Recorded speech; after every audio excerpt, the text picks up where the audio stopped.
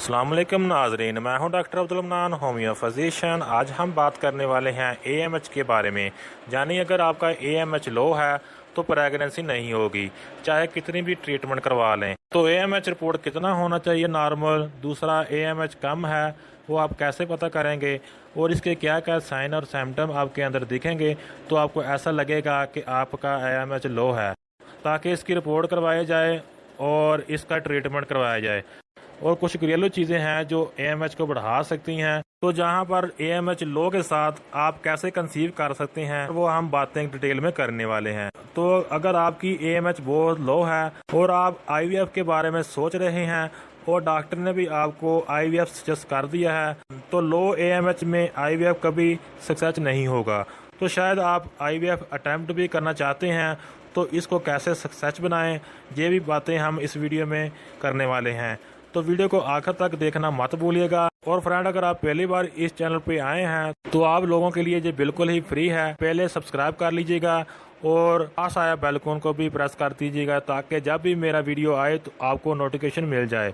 और अगर वीडियो अच्छा लगे तो इसको बहुत ज़्यादा लोगों के साथ शेयर करना मत भूलिएगा और वीडियो को लाइक भी कर दीजिएगा। तो चलिए शुरू करते हैं कि लो एएमएच के साथ हम प्रेगनेंसी कैसे कंसीव कर सकते हैं। तो अभी एएमएच क्या है? एएमएच यानी एंटी मलेरियन हार्मोन है, जो आपकी ओवरी के अंदर कितने फॉलिकल बन रहे हैं, कितने अंडे बन रहे हैं, इन सब का मेन इंडिकेटर है। एएमएच लेवल की एक खास बात यह है कि जैसे जैसे आपकी एज बढ़ती जाएगी तो ये डाउन होता जाएगा। यानी आप अगर 20 में हैं तो आपका एएमएच नॉर्मल होगा, 30 में इससे भी कम और 40 में इससे भी कम होगा। एएमएच तब डाउन होता है जब आप मेनोपॉजल टाइम पे आ जाते हो। तो मेनोपॉजल पीरियड के टाइम पे एएमएच लेवल कम हो जाता है और वहाँ पर ओवरी में अंडे नहीं बनते हैं और प्रेगनेंसी नहीं होती है। और फिर एएमएच पहले ऐसा था जो सिर्फ और सिर्फ मेनोपॉज एज में ही कम होता था, लेकिन आजकल आप देखेंगे कि 20 एज में और 30 में भी बहुत से ऐसे केसेस हैं जहां पर प्रेगनेंसी नहीं रुक रही है और फिर एएमएच लेवल चेक करवाते हैं तो वहां पर एएमएच लो आता है, यानी एएमएच बहुत ही कम आता है। इसके चलते इससे प्रेगनेंसी नहीं रुकती है, क्योंकि वहाँ पर अंडे ही नहीं बनते हैं।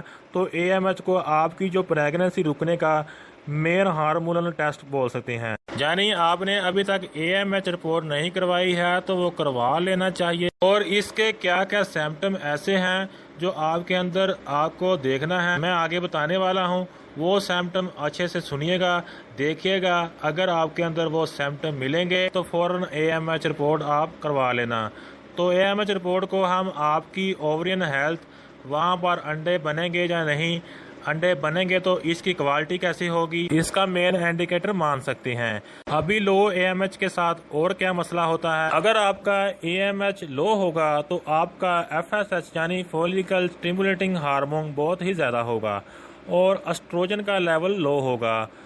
देखो, नॉर्मली क्या होता है कि आपकी बॉडी में जब फॉलिकल स्टिमुलेट का काम होता है, यानी मेंसेस के पहले वीक में वहां पर एफएसएच जब ज्यादा हो जाए तो इससे फॉलिकल बड़े होते हैं और इसका ग्रोथ अच्छे से होता है। और वो बड़े हुए फॉलिकल में से एस्ट्रोजन निकलता है। वो एस्ट्रोजन क्या काम करेगा? वो आपकी एंडोमेट्रियम लाइनिंग को अच्छे से बनाएगा, ताकि प्रेगनेंसी रुक भी जाए तो बच्चा वहां से अच्छे से चिपक जाए। तो अगर वहां पर अच्छे से फॉलिकल ही नहीं बनेंगे, क्योंकि आपकी ओवरी में अच्छे से फॉलिकल बनने की कैपेसिटी ही नहीं है, यानी आपका एएमएच बहुत लो है, तो इसके चलते क्या होगा? फॉलिकल नहीं बनेंगे तो एस्ट्रोजन नहीं बनेगा। तो आपकी ओवरी फौरन ही ये पैगाम देती रहेगी आपके ब्रेन को कि फॉलिकल बनाने के लिए जो हार्मोन एफएसएच है वो ज़्यादा बनाओ। लेकिन ओवरी में ऐसे फॉलिकल बचे ही नहीं हैं जो ग्रोथ हो सकें या मैच्योर हो सकें, जो अंडा बना सकते हैं। इसलिए जब आप अच्छे से सारे हार्मोन टेस्ट करवा लोगे तो वहाँ पर एएमएच बहुत ही लो होगा, एस्ट्रोजन भी लो होगा और एफएसएच ज़्यादा होगा। तो इसमें जो सिम्टम पैदा होंगे, इसमें से एक तो आपकी प्रेगनेंसी नहीं रुकेगी। दूसरा सिम्टम जो आपके अंदर हो सकता है, आपको मूड स्विंग बहुत ज़्यादा होंगे। पीरियड तो रेगुलर होगा लेकिन वहाँ पर बहुत ही कम होगा, यानी 1 या 2 दिन ही आएगा। कई बार 3 से 4 दिन भी आ सकता है, लेकिन वो काफ़ी स्कैटी होगा, यानी दिन में एक ही पैड आपको काम कर जाएगा।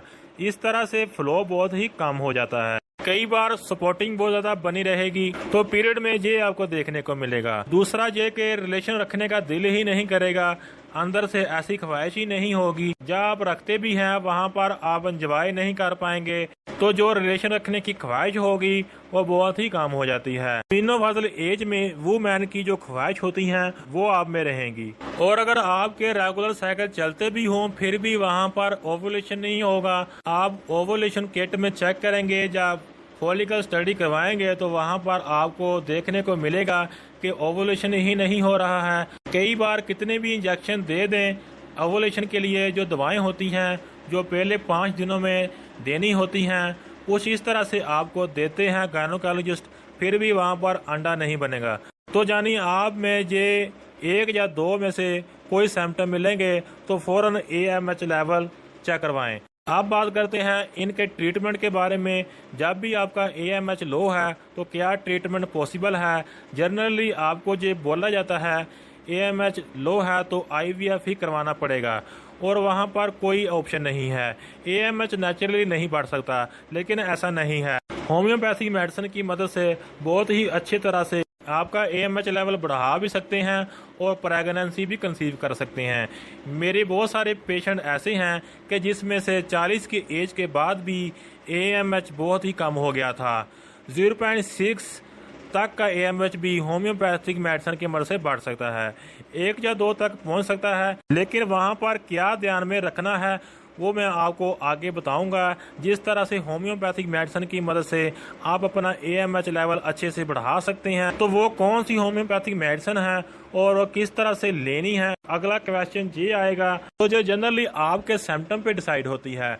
दूसरी चीज जो होती है कि आपकी वो कितनी एज है, कितने वक्त से आप ट्राई कर रहे हैं, तो वो बहुत सारी चीजें होती हैं जिसके ऊपर डिसाइड होता है कि होम्योपैथिक मेडिसिन कौन सी है। तो इसके लिए आप मुझसे अपॉइंटमेंट लेना चाहें तो अपॉइंटमेंट सिस्टम रखी है। अपॉइंटमेंट सिस्टम के लिए आप मुझे व्हाट्सएप पर राब्ता कर सकते हैं, जो आपको वीडियो की डिस्क्रिप्शन में मिल जाएगा। तो होम्योपैथिक मेडिसिन की मदद से आप अपना AMH लेवल बढ़ा सकते हैं और नेचुरली प्रेगनेंसी कंसीव कर सकते हैं। कई बार ये भी होता है कि AMH लेवल कम होने पर आपको IVF सजेस्ट किया जाता है, जो IVF करवाने पर भी वहाँ पर सक्सेस नहीं मिलता है, क्योंकि जब आपका AMH लो होगा तो अंडे की क्वालिटी लो होगी। तो आप IVF भी करवा लो तो वहाँ पर ना तो बच्चा बनेगा, साथ ही साथ अगर बन भी जाए तो 1 या 2 महीने में मिस हो जाएगा।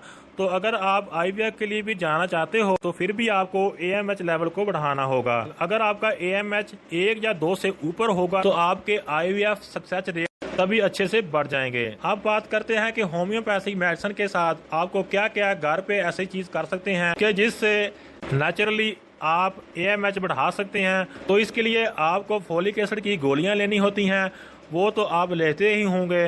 दूसरा होता है विटामिन D लेवल, यानी अगर आपके अंदर विटामिन D का लेवल बहुत ही कम होगा तब भी आपका AMH की ट्रीटमेंट चल रही होगी बढ़ाने के लिए, इसमें थोड़ी मुश्किल आ सकती है। विटामिन D लेवल अपना अच्छा कीजिए। इसके लिए आप विटामिन D मल्टीविटामिन की टैबलेट ले सकते हैं। तो जो मेडिसिन आप लेते होगे AMH को बढ़ाने के लिए, जो ट्रीटमेंट करवाते होगे, इसमें बूस्ट आ जाएगा, वो बहुत ही अच्छी तरह से काम करेंगे। और दूसरा है एक्सरसाइज। एक्सरसाइज में आप ब्रीथिंग एक्सरसाइज, योगा कर सकते हैं। इस तरह से एक्सरसाइज कीजिए जो आपके यूट्रस, जो आपकी ओवरी में ब्लड फ्लो को बढ़ा सके, क्योंकि जो आपकी ओवरी और यूट्रस में ब्लड फ्लो अच्छे से होगा तो इससे आपके वहाँ पर ऑक्सीजन लेवल अच्छे से होगा, इससे भी आपको काफ़ी ज़्यादा फायदा मिलेगा। तो डेली 15 से 20 मिनट एक्सरसाइज कीजिए, 30 मिनट तक वॉक करिए। तो ये चीज़ें डे टू डे लाइफ में आप कर सकते हैं। तो एक और बात फ्रेंड, कभी भी सेल्फ मेडिकेशन ना करना, किसी डॉक्टर को कंसल्ट करके ही आप अपनी ट्रीटमेंट करवाना। अगर आप मुझसे कंसल्ट करना चाहते हैं तो आपको डिटेल डिस्क्रिप्शन में मिल जाएगी, तो आप मुझसे व्हाट्सएप पर भी कंसल्ट कर सकते हैं।